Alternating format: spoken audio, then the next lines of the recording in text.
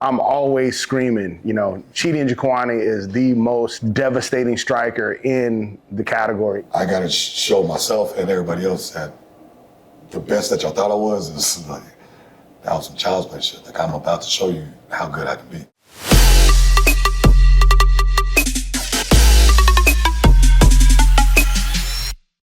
You've been with Iridium now for what, 4 years now, 5 years? I think it's like 2020. Okay, so about 4 years. How's it been? I mean, I know before you signed with Iridium, you were in Bellator, right? You had a little stint. Talk to us a little bit about how that was. About you were with Bellator, you got cut. Let's talk about that. I was in Iridium, and I think I was in Bellator, and I think I might have had an issue with my management at the time. So I did reach out to Jason at that when I was there, and he would help me out with sponsorships. Right. But that's kind of as far as the business relationship went. But yeah, things didn't really work out. Bellator got cut, and then I really needed a fight bad, and I think it was around the time during 2020 when there was no fights going on. Right. So my manager at the time, he was having a tough time getting me something, so he was like, hey, if you can hit up any other manager, I'll call a few managers too, and if you can, wow. Yeah. And so I hit up Jason. I said, bro, I might need to come over to the dark side. I might need to make the move. And Jason always welcomed me with open arms. So I think for that LFA fight that I had before I did the Contender Series, they helped out with that fight, and then I kind of just stuck with them for the rest of the ride. So now, as an outsider, I want to know this: how important is a great agency in the business you do? Because as an outsider, I'm like, well, if you can fight, you're going to get fights. Right. Yeah, but it's like getting the right fights, getting the fights at the right time, and getting the right amount, the money that you deserve, everything else plays into it. It's like, regardless if they want to see me or not, there's still decisions that have to be made before it even gets to me. It's like if I'm making these phone calls on my own, now I'm the bad guy. Now they're like, all right, you want to talk shit? Here's a Dagestani. I'm 5 weeks notice. Like, all right. So it's like that. So now the management is the buffer. They play whatever role they need to play to get us these opportunities. And so it is important to have a real good management, especially if they have the connections like Jason has. Yeah, that helps out a lot. Yeah, and Jason's super plugged in.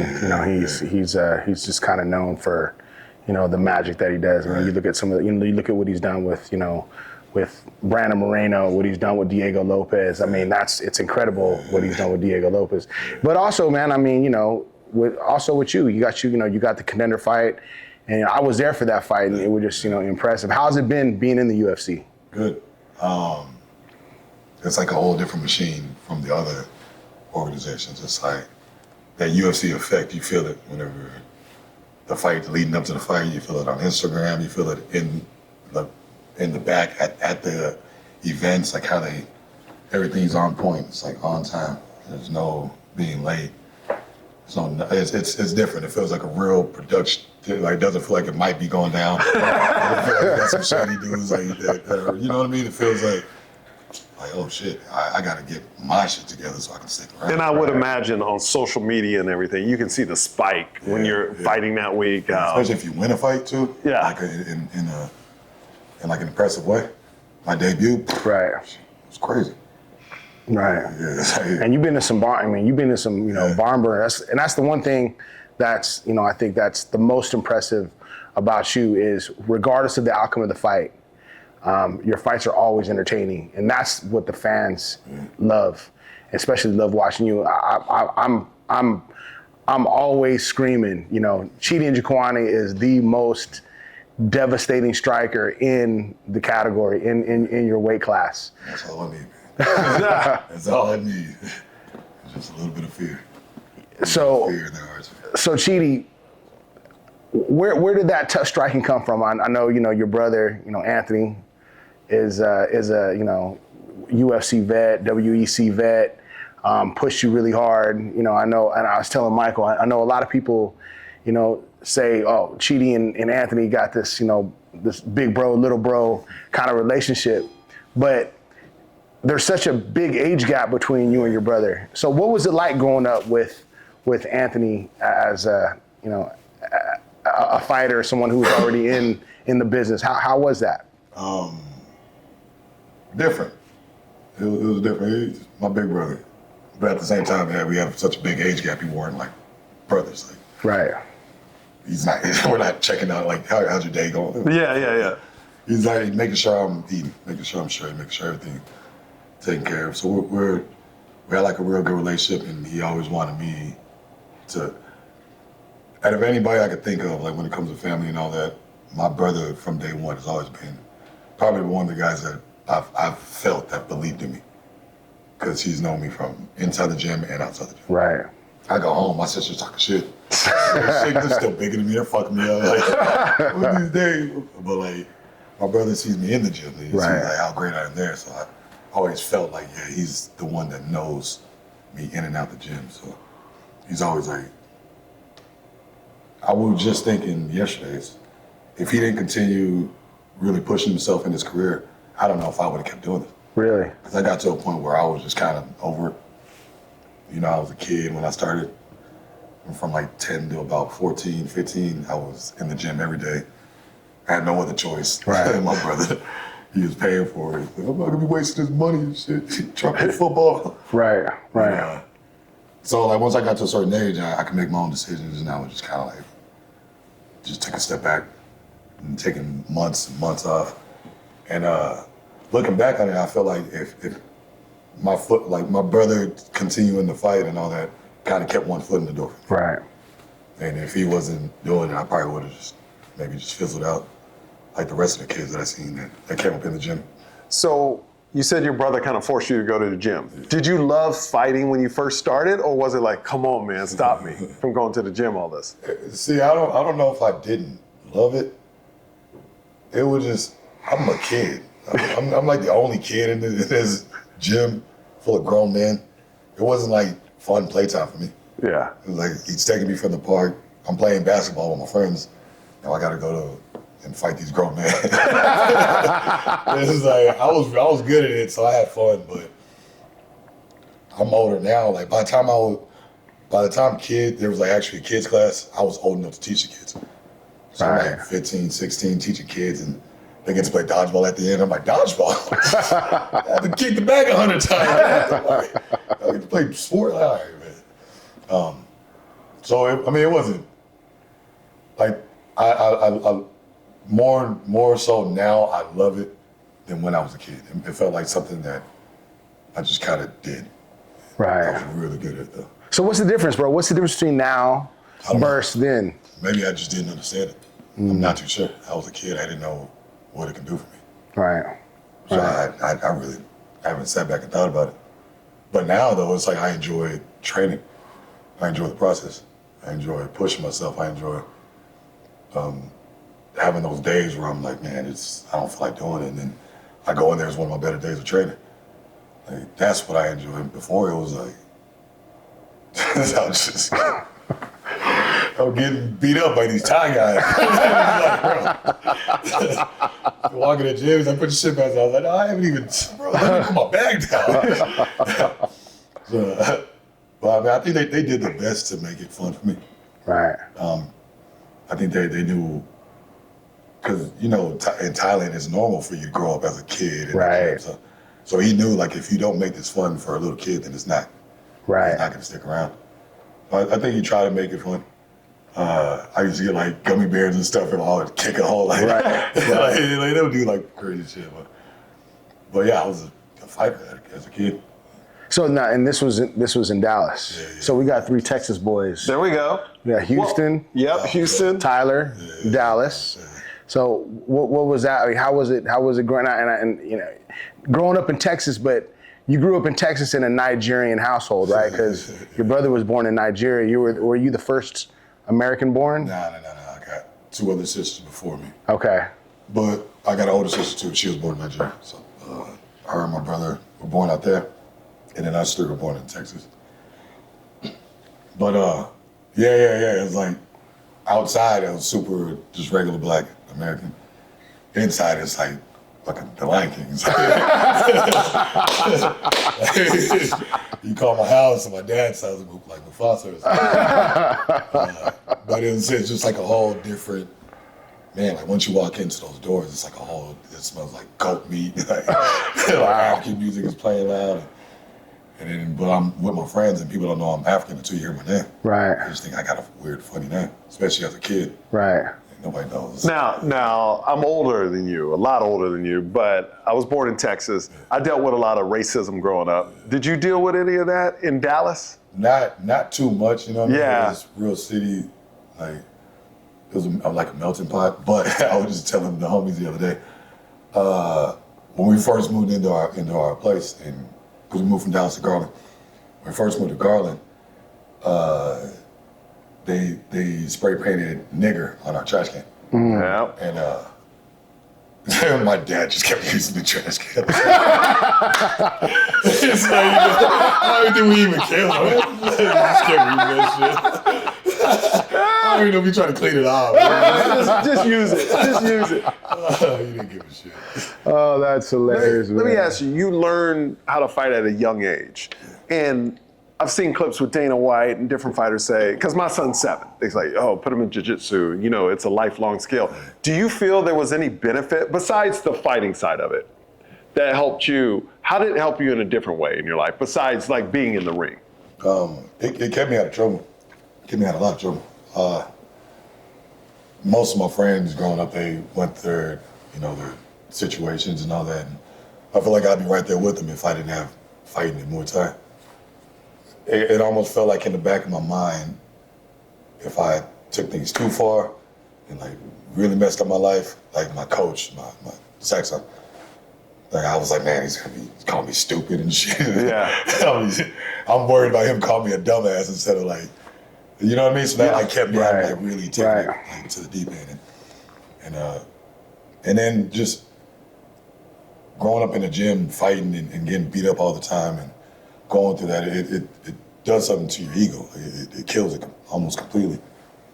So I never really cared about, like I didn't have to prove a lot of, like I wasn't out doing a lot of crazy shit. I had my own situations, but I think the gym, it put me on like a real good path, like, straight enough to where I got distracted, a lot of distractions, but it put me on a really, like a straight enough path where I can, I don't know, be proud of myself today. How is it being young, knowing how to fight? And look, when we're all young, we all get in fights. Does it give you a discipline not to fight when you're younger against people that don't know how to fight, like at school and stuff? Because you could physically really hurt them. Yeah, for the most part, most of the fights that I got into was like because my friends were fighting, so like it was something I had to do. Yeah. But yeah, most of the time I'll tell, hey bro, I'm trying to like talk myself out of it. Yeah. I'm telling, hey bro, we don't need to be doing all that. And that's what I hear about most fighters. Like I see videos of, I don't know why they do it, but some guys get drunk and then they like to go up to a fighter they know, and the fighter's like, yo, no. That's it. Like you're always trying to talk, it seems like y'all are the ones always trying to talk out of fights. I just got done fighting for an hour, bro. I don't feel like doing this right now. I really feel like being out the house. I don't know. But how's that feel, bro? How's that feel to walk into a room, man? I mean, it's got to run past. It's got to run through your mind. Like you walk into a room with a bunch of civilians, and to have that knowledge that, man, I can just disassemble anybody in here. You know what I mean? Like, what's that feeling like? It's a good feeling. It's a good feeling. I like it. And that's what I love, man. Like, I know that I can go anywhere and be good. As long as I'm not getting shot or something like that, I'm good. I got no worries about shit. And that's like... And Chidi's the worst kind of good, bro, because that dude could kick you in the face and you would have no idea that it was even coming, man. Like, to watch some of the videos of this guy, his kicks, like literally folding heavy bags in half. I mean, it's just crazy. It's real fights, though. Yeah. What I can do to civilians. Oh my Lord. Yeah. So I just try to stay out of it. How was home life growing up? Like in Dallas, was your father still alive? And how was it growing up? How was the household? Like, was it a crazy household? Was it a quiet household? Was it a very disciplined household? It was like a Nigerian crazy. Okay. Which means what? Within the Nigerian community, like, this is normal. Like your mom, yeah. Well, Right. And all our parents act the same way. Outside, it's like, what the fuck? It's just dysfunctional. It's like, but just growing up in it, you don't, I don't know, everything seemed chaotic. Every time my mom gets on the phone, she's yelling. I'm thinking somebody's dying. Like, who's hurt? And she's like, no, she's just having fun with a friend. It was just like a Nigerian chaotic household. And super loud, super physical. Like, my parents were big on discipline. They definitely spanked us. All that. Oh, they didn't spank you. They beat you. Because our parents did not spank us, but they beat us. Yeah. Yeah. Who would you And turn? a lot of those assholes I feel like I deserved. Yeah. Who would you turn to more, your mom or your dad? My dad. Yeah, but that's just how like the house was ran. Yeah. Go ask your father.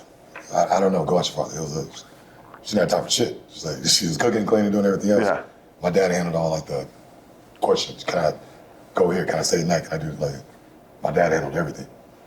And then as soon as he was gone, it was just, I think I'm like 14 at the time. Now it's my mom handling all this shit. Yeah. She's just wild in her own way. How was that for you adjusting at 14 and 15?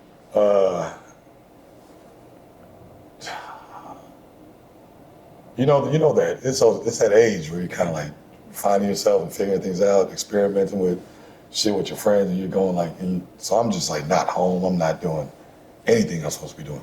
I'm not going to school at all. I'm just living a life that they would not approve of in any kind of way. And so it's hard for my mom too. So she's adjusting. Now she has to take care of all these responsibilities, and she's doing all the discipline. And Were you doing a lot of that because your dad wasn't around? Kind of like you're just rebelling? I don't know if it was because he wasn't around or if it was just I was at that age to where I got you. I just stopped caring. But yeah, so my mom had a lot to like deal with that, dealing now, taking care of all the responsibility on her own. All the kids are older at the time. I think my brother's in his 20s at the time too. So with my dad gone, now she has my brother. Now she got the muscle. Now she's ready to let the pit bull loose, boy. And so anytime I got out of line, she called my brother. Come running in, rough me up, and then whatever. I had to do whatever the fuck she said. But it was a lot of like just me being a knuckleheaded kid, and my brother being a young man trying to figure shit out too. Yeah. My mom just figuring it's just kind of chaotic. So everybody kind of grew up together. Right. Everybody kind of came of age together. So when your pops passed away, so and that's why I think I'm always I kind of chuckle a little bit when I hear people refer to you guys or the way they talk about you and him as like this big bro, little bro, and it's almost like I don't want to say like father figure role, but I mean Anthony you guys are so It's more of that. It's more of a father figure role. He was he wasn't just like taking my bro to the park and go play basketball, but he was a disciplinarian with you, and you know what I mean. He was one to kind of help to keep you in line. Yeah. Like we weren't hanging out at the park or nothing, but if some big kid at the park came and tried to punk me, my brother's right around the corner. Like, he'll pull up. You know what I mean? Like he always rode for me. He always had my back. He was always there. But we just weren't like, the age gap was just so far apart. It was hard. Like, what's he talking to me about? Right. At the same time, he's growing up. So he doesn't know that I need to be taught how to be a man and all that stuff. So he's still trying to figure out how to be a man. Yeah. So it was tough for him. Like, I get his position too. But man, like he took steps and said fuck it and didn't want to live a regular life, and he just pushed himself to it. And I saw what he did with his Muay Thai stuff, and that's what like kept me in the door. Like seeing him, oh shit. He moves to Vegas and he's on TV fighting and getting knocked out of the night. I'm like, it's just possible. Yeah. Right. Like, that's inspiration enough. He didn't have to tell me these things, but I could see it in him. It was like, oh, bet. And that's what he did for me. You know? So how was that, bro? How was that, like, being at home, watching your brother on TV? Like, how was it? You know, you're in the gym, you know, you're kind of 1 foot in, 1 foot out. I know you were training, working, but I also know, you know, you were skating and, you know, doing things that kids do. But then you see your brothers on TV getting knocked out of the night. You know, he's one of the, you know, dominant athletes in the WEC at the time. So, you know, how was that like, seeing him? What did that do to your mentality in regards to, you know, how serious you were going to take MMA? I don't know. I was still in such a weird place at the time. I was so happy for him, and you know, I was proud to be his little brother. But at the same time, it made me feel like, I guess this is his dream and not mine. Maybe this is the end of my career. Maybe I should retire at 19. Right. Maybe I gotta find a job, or you know what I mean? Right. I was working at Target, so shitty as shit. But that's kind of what it did to me. It didn't motivate me in the way to where I was just like, all right, I'm in the gym 24/7. It kind of made me feel like he's doing things that I've never imagined myself to be able to do. So Right. when did that flip switch where you're like, oh, now it's my dream? And what caused that? Maybe, to be completely honest, that was more so like recently. Wow. Yeah, because even when I was a kid, I felt like I was just kind of going through the motions. And when I moved to Vegas and I did start taking it serious, I was around 21, but I was still in and out partying and all that stuff and doing everything I shouldn't be doing. So it wasn't like, yeah, it's my turn now. It was like, I was kind of just, I wasn't shooting. I don't feel like I was living the life to shoot to be the best fighter in the world. I was kind of like cool with whatever was going on. And my brother's the best. He's going to be the best. But I'm just kind of here. And then, like recently though, when I had to move back to Dallas and all that, that's when I like, bro, I can't live back here. Like, I love this place, but I was in the crib with my mom, so I'm like, bro, I'm going crazy with this. This is why I moved. I love you, Mom, but I got big dreams. So that's kind of what pushed me. After Bellator cut me and all this, and everybody thinking I'm washed, and it's all right. Well, let me take this serious and see how far I can ride out. At the same time, I gotta show myself and everybody else that the best that y'all thought I was is like, that was some child's play shit. Like, I'm about to show you how good I can be. Right. And that's when the training kicks up, and that's where the focus comes in. And that's What's the one thing you changed when that happened? drinking. Okay. Completely stop drinking. That was in 2020, so I stopped drinking. It's been 4 years. And then on top of that, I just stayed way more consistent with training.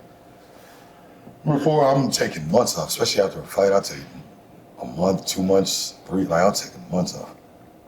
And now I can't imagine taking off a couple of days. Yeah. Yeah, like too many, like the weekend drives me crazy. I'm like, yo. You love it now. Yeah. I love being a dog. Like, I feel like there was times where I just wasn't, like, damn, if I was in shape, I'd be a dog. But it's like now I'm like trying to consistently stay that motherfucker. It's so crazy because he's so talented. Like, to watch him, you know, and to think those fights, I mean, and this guy is knocking people out. Yeah. And to hear him talk about how he was just kind of, you know, 1 foot in, 1 foot out. I mean. Well, sometimes it takes that one thing in somebody's life to be like, yo, this is the moment, I gotta do it, you know? Yeah. Because then you see the opposite side, time's ticking too, you know, I'm like just getting older. Yeah, I'm 36 now.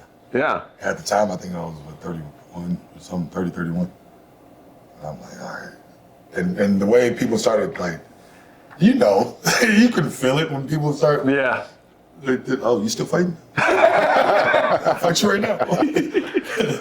Like, shit like that, it's like, all right. And They testing you. Right.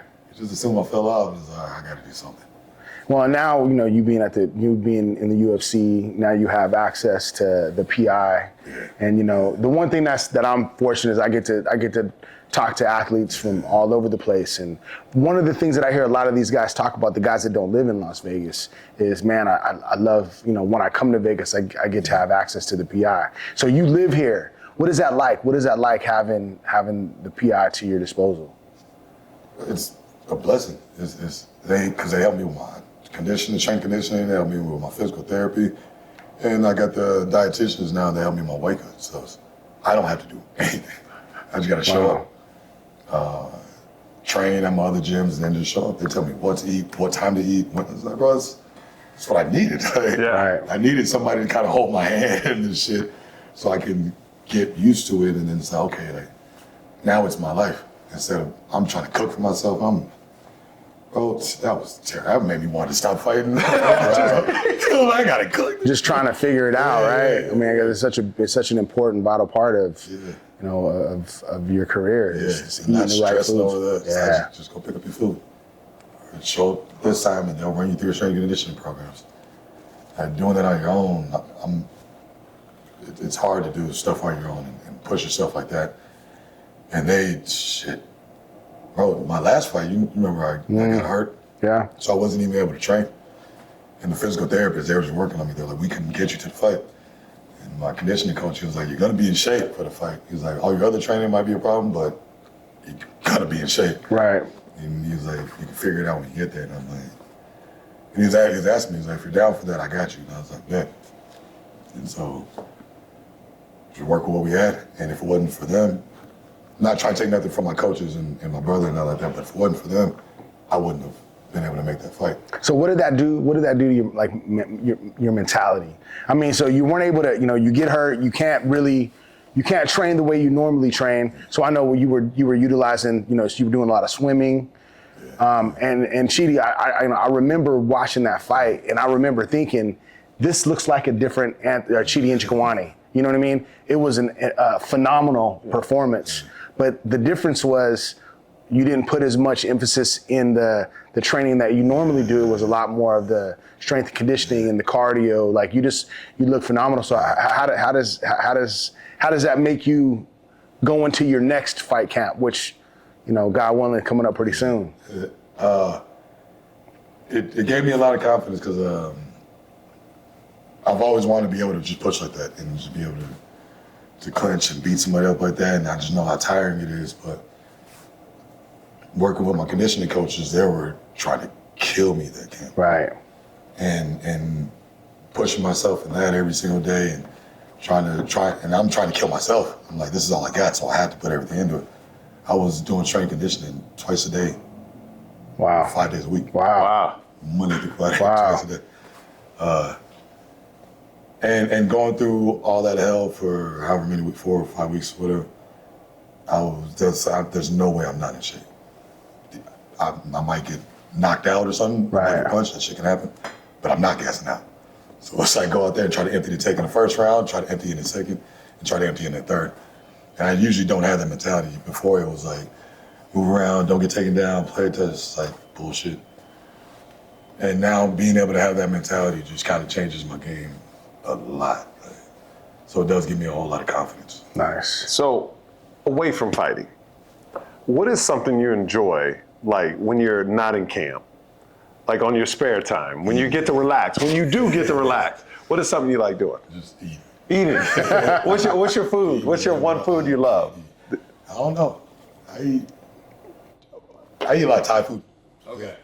But like, I like finding shit on Instagram. Just little foodie shit. Keep it approved. Okay. I'll be trying to find shit like that. Man, just nice. Whatever I can get. Do you love desserts? Yeah. What chocolate or what? What's your go-to? Anything with ice cream on it. Okay, so there you go. A pancake with ice cream. No ice cream on it. I don't care what it is. I like those buttered toast things that they have in a lot, like the Vietnamese restaurants. Oh yeah. Oh yeah. Yeah. Ice cream on top of that. Like anything with like any type of sweet dessert with ice cream. Now this is a hypothetical question. Your brother in his prime, you in your prime, fighting. Who would win? Who would win that fight? I give it to my brother. Why? He has real good timing. Real good timing, and he has a lot of power. So I was like, maybe I can pick him apart for a little bit, but if he catches me, I think I'll give it to him. That little motherfucker. Do you ever, is there ever, look, we talk to a lot of fighters, and I'm not a fighter. Like, I have a lot of fear, you know? But when you step into the ring, I mean, say the fight's not going well, does fear creep in, or what creeps in when it's not going well? There's always that oh shit moment. But it just got, for me, I notice it depends on how hard I train for the fight. If I don't train for the fight, it's like, yo, shit, it's fear. Yeah. What the fuck am I doing? Like, why did I sign up for this shit? But if I train for the fight, it's just like a bad position. It's like, all right. Weather the storm, all right, get out of there and move around. Shit like that. But when you don't train for it, it's like, God, I'm looking back, I'm like psychotic for going through it. What am I doing? But I don't. Yeah, it's an oh shit moment more than like fear. Yeah. It's like get your shit together, move your head, move around. Do you is that oh shit moment? Is that, you know, that's in the fight? Like when something happens, like maybe the fight starts going wrong, you know, going away you weren't ready for. But what about when, you know? I always wonder what's that feeling like, you know, when, you know, the moment that they call you, you know, the fight before you was over, you know what I mean? They've announced the winner, and it's your time. You got to do your walkout. Explain what that feeling is like, you know, when you're walking out and you see the crowd and there's thousands of people in the seats. You know, what's going through your head at that moment? It's a lot of nerves, a lot of feelings, a lot of emotions. It's just weird, like, I don't know, it just kind of feels like a wave of just, I don't know if you're mad, scared, nervous, it's just, there's a lot of shit going on. But I think you gotta, just with all that, you're just constantly trying to find the calmness and things. So you're trying to like relax and go over your game plan and talk to yourself and tell yourself that you're the best and this and that. And you hear your music and you try to like get back into that familiar place, like, oh, this is my walkout song. Is that important for you, like the song that you walk out to? Yeah. What's your walkout song? It's different every time. Every time? Yeah. And it's, I like go through weeks and weeks of thinking of something. And it's like, man, like it gotta fit. And if it doesn't fit, I'll be like, just pick it. Yeah. I'll just tell them to pick whatever. And yeah, like it'll be like 2 weeks out and I still won't have a song yet. And they'll be like bugging me about it. And I'm like, man, bro, like, can I give me another week? I gotta decide between these two songs or this album's about to come out. I'm like, man, maybe there's something like this that I want. But yeah, all that shit's important because especially now we do like these fight simulations at the PI. And so they play your walkout music and all that, and they put you through like a Shark Tank. And you're getting different stations going with your partners and all. But so it kind of gets you into just sort of. But we did they did these tests. They put like a little band thing on my head. Right. And it sets like my brain waves. And one of the sessions they noticed that they're like, I don't know what it was, but once your walkout music start playing, your brain like whatever relax. And they're like, it has something to do with your music. Maybe you hear it and you think it's calming or something like that. So they're like, keep that in mind. So it's like shit like that. So music is important. So for an outsider like me on the fighting, when you say Shark Tank, what does that mean? Like, you said different stations. What exactly is happening at the PI? Shark Tanks are different. Whenever we do it at my gym, it's like me, my coach, he's holding pads, and then like 2 training partners. Okay. And my other coach will like call out, okay, Elliott, go with Chidi. So me and Elliott will just be fighting. Gotcha. And then if it gets back to the feet or whatever, we go for a little while, then he's like, okay, and then go back to your coach. And then, so now I'm hitting pads with the coach. And then, gotcha. All right, go back with your brother. So we'll do 3 5-minute rounds, depending on how many rounds you're fighting. And then at the PI, it's more of like a strength conditioning. So he'll have me, so one station will be the aerodyne bike, another station will be like battle ropes, another station will be you and your partner doing some sort of grappling, and another station will be your coach, another station will be something else. Gotcha. It's like a lot of just back and conditioning forth stuff, and he just tell you to move here, go there, and it sucks. Now, you know, like in baseball, when they hit a home run, they say you can almost not feel it. Like in golf, when you hit the perfect shot, you can. Is that like it is hitting? Same thing? Same exactly. When you hit somebody and that's what knocked him out. I was throwing bombs and stuff like this shit. It's always that one that because usually it's the one that they don't see coming. And so it's usually a lot less effort. Because in order for them not to see it coming, you can't wind up. Yeah. You gotta just kind of throw it. And so it always feels like that was it. That's all it took. I went 3 rounds with this dude, and all I had to do was just punch on him. And it's that perfect. What does it feel like when on you your land, side? Yeah. like, on your side. What is what's that feeling of landing that perfectly placed shot that just puts someone out? It's a good feeling. It's definitely a good feeling. I don't know. You just touch them and then they just melt. I kind of feel like, fuck, I could move houses, bro. It's a good feeling. And then it also ends the fight, so. So now you're done. Yeah.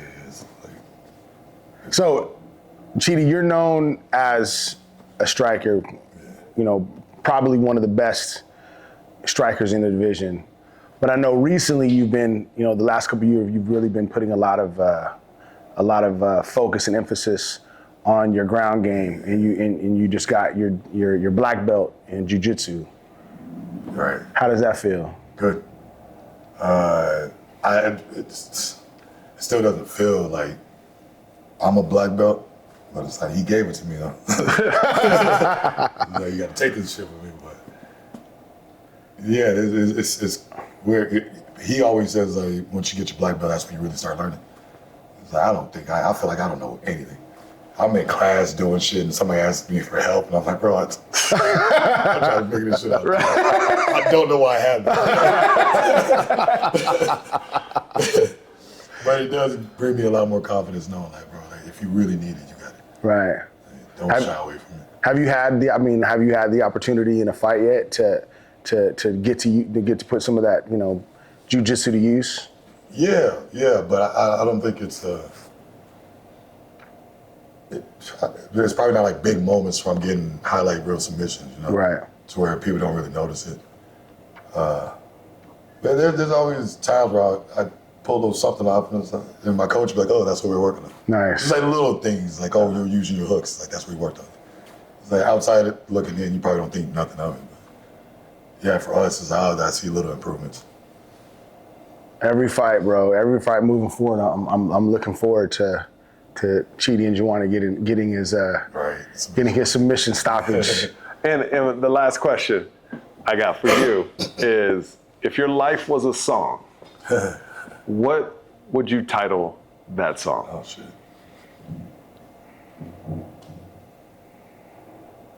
It could be long or short, whatever. That's something I had to sit down and think about. That's a good question. I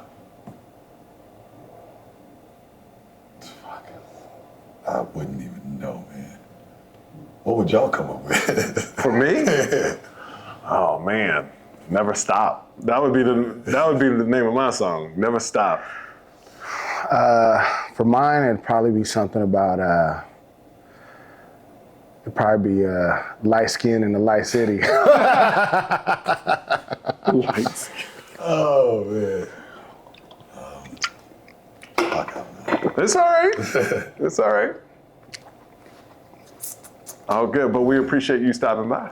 I'll definitely come up with something. Yeah. Next time I'm on. Next time you're Let's go. To be continued. Let's go. After you win your next fight. How about that? Nice. How about that? So your next fight is hopefully in March? March 15th. All right, well, we're going to be looking forward to having you back, talking about the outcome of that fight.